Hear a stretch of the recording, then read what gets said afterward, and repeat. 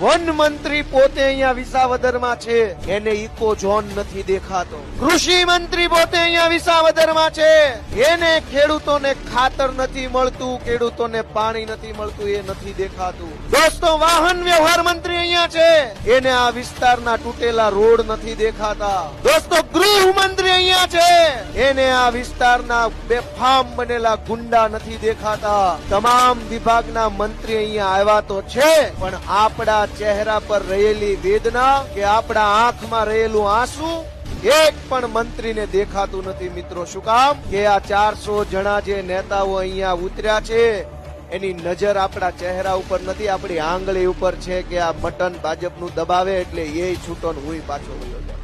દોસ્તો, આ લોક અને તંત્ર વચ્ચેની લડાઈમાં તમે કઈ બાજુ છો એ નિર્ણય સારી રીતે લેજો. અને તમારું મન એમ કે હું તંત્રની સાઈડ નથી, લોકોની સાઈડ છું, તો 1 નંબરનું નિશાન, ઝાડુનું બટન અને વાદળી બટન દબાવી અને ગોપાલ ઇટાલિયાને વિજેતા બનાવશે.